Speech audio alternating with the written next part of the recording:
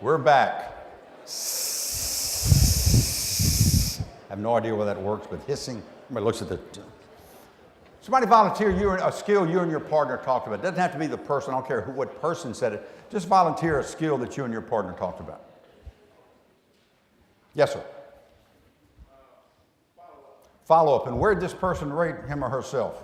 1, 2, 3, or 4? 3. Good. Stop right there. Good. That's positive. Oftentimes when we're given a chance to talk about ourselves, we choose something negative. Ain't that amazing? Don't do that. Folks, there's enough outside competition. Don't bring the competition internal to yourself. Here's why I'm doing this. Folks, you're too busy to give yourself that checkup from the neck up. This allows you to do so. This allows you to take a skill, look at yourself, base it on evidence, and say, hey, maybe I'm better than I think I am. You raised your hand. Mark, you have a question? Do not scratch. Folks, now, ladies back, Wendy will tell you this. Anytime in my class that you raise your hand above your shoulder, it's like an auction. You may be indicating you want to bid on, you may walk out of here with a porcelain duck or something. So don't. Guys, here's why I'm asking you to do this. I go into an insurance agency, life insurance. I walk in, we do this program. I go up to a young man. I said, what was your skill?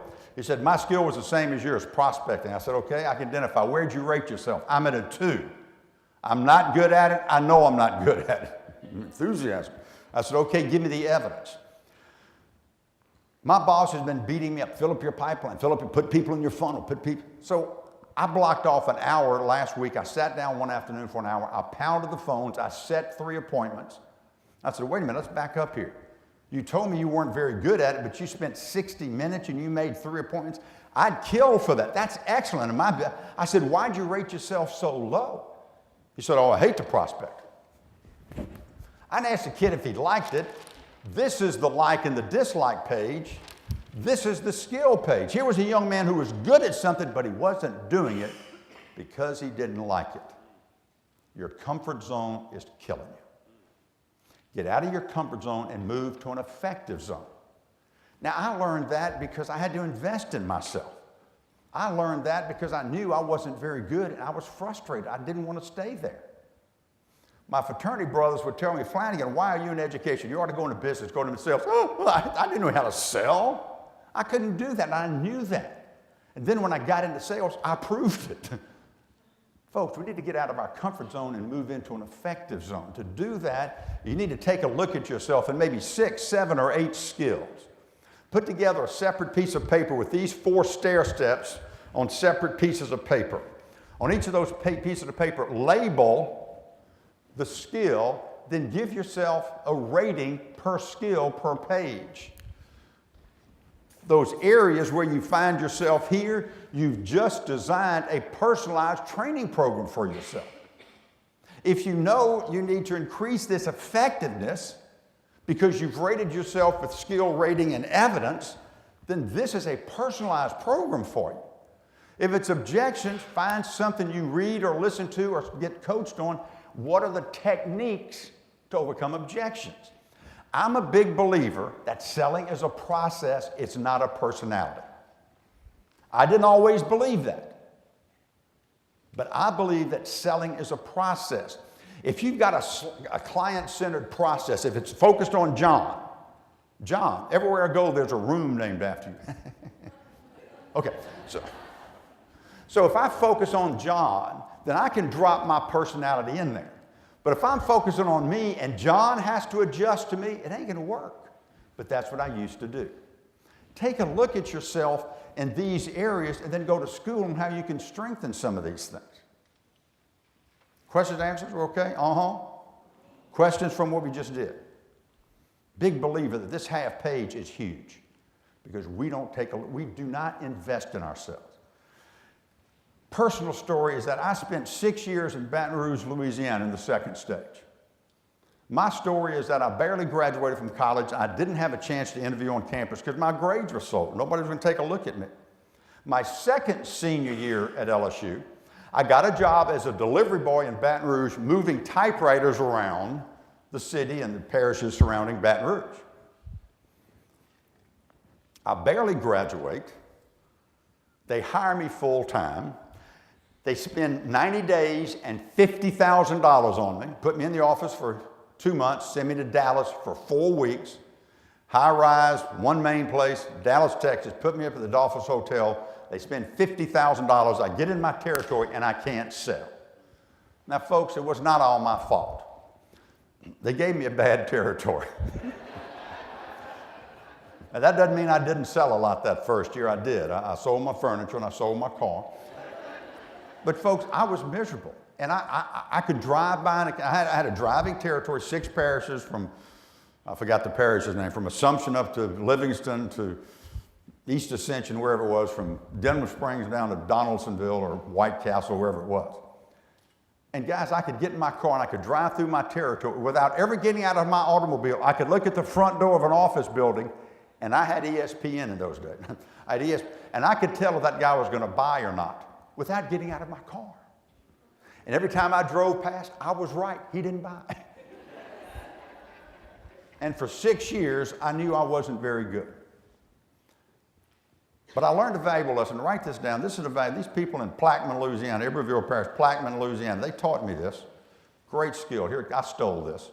If you steal from me, you're stealing twice. But here's what I learned. Timid salespeople, timid, T-I-M-I-D, timid salespeople have skinny kids.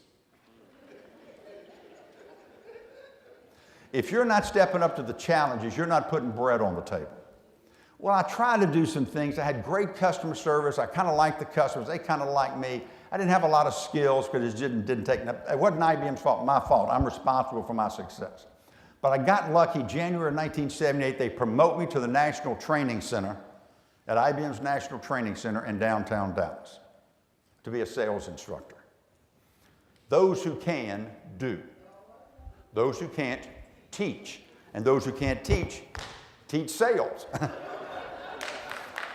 So I get to one main place in downtown Dallas. I'm a little guy from a little town with a little image of myself. Folks, I love Baton Rouge, Louisiana.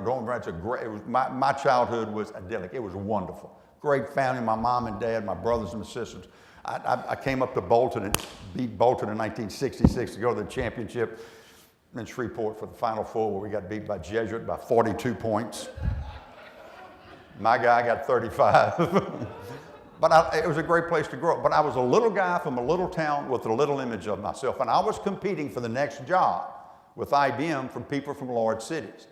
Kathy was from Chicago, Linda was from New York, Ron was from Seattle, Roger was from Boston, Mike was from Atlanta. And I couldn't compete. And one of my buddies said, Flanagan, you need this book. So for $12.95, I went into downtown Dallas bookstore and I bought a book by some man named Ziglar. Cindy's still teaching school in Denham Springs. The house isn't ready, so I'm reading this book every day in the morning before class. And I get to page 48, and my life changes with one sentence. And I got it underlined. Mark, you can see I got bingo right there. It was a bingo moment. Here's what it says. You cannot consistently perform in a manner that is inconsistent with the way you see yourself. You cannot consistently perform in a manner that is inconsistent with the way you see yourself. My mother told me that for 30 years. My wife had told me that for the 8 years we'd been married. But folks, until I read this book, I was missing success in sales by a distance of 12 inches. Some of you are doing the same thing this morning, yesterday, this afternoon. You're missing success by a distance of 12 inches. And that's the distance from my head to my heart. For $50,000, intellectually, IBM taught me the skill of selling. But I was in sales for 6 years before sales is in me because I didn't feel successful. And Zig said, Bryan, increase your deserve level. I'm going to show you how to do that. And I devoured the rest of the 382 pages. 2 years later, I go to San Francisco, California, Baton Rouge, Plano, San Francisco, to the largest branch office of the Office Products Division, typewriter division of the IBM Corporation, as their sales manager. What changed? Bryan. Not the professional, the person. Now here's what I submit to. Invest more in yourself than you do in your career. And the reason I submit that to you, now this is pretty strong here. Personal growth precedes professional growth. Ain't my rules. I did not make that up. That's just how it is. That's just how it is. You build better people, they build better communities. You know that. That's what you're trying to do, what Gary and his group are trying to do here, the BAS and all the things that are down here. The things that you get involved with, you're trying to build a better you. Yous build better us. But it ain't always building better communities without building better people. So once I did that, everything changed. A couple of things changed that were very important. And this, for those of you who may be struggling as a salesperson, for those of you who may have taken a step back, you were producing and suddenly something happened, you kind of moved back to where you don't want to be and you're trying to get, here's a couple of things that I learned that helped me tremendously. Number one, I began to learn my profession. Once again, this is an unnatural act. Don't ask people for money. Don't talk to strangers. We go into sales. So here's a couple of things I learned. Number one, Veronica, nobody can reject you. They can refuse you. They can't reject you. When I call my wife tonight, whether you like me or not, she doesn't care. She don't care. I still have value to my wife. I still have value to my children.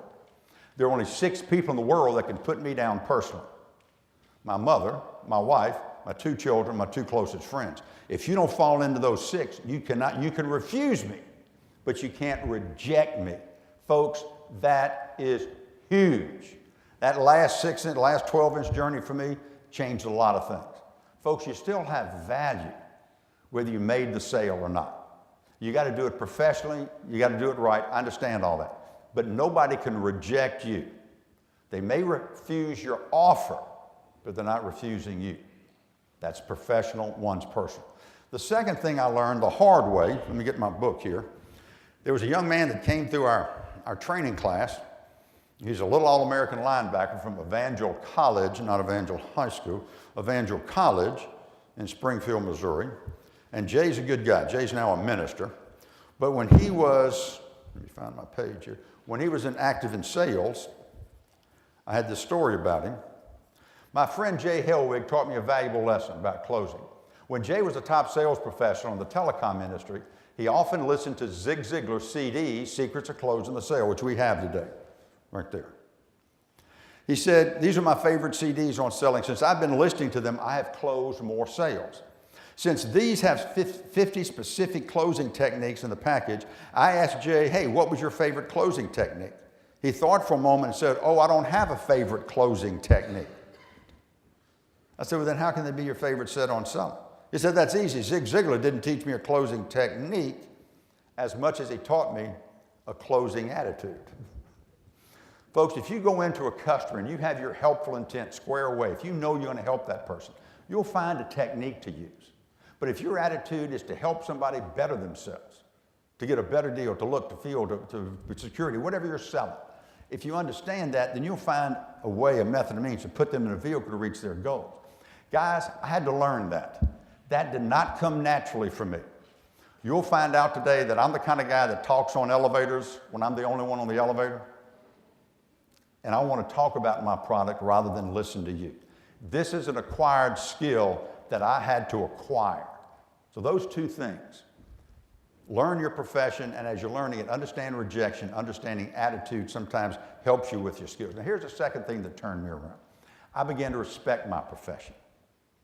What you do as a professional salesperson is important. I'm a big believer that selling is going to get us out of this economy. It ain't government actions.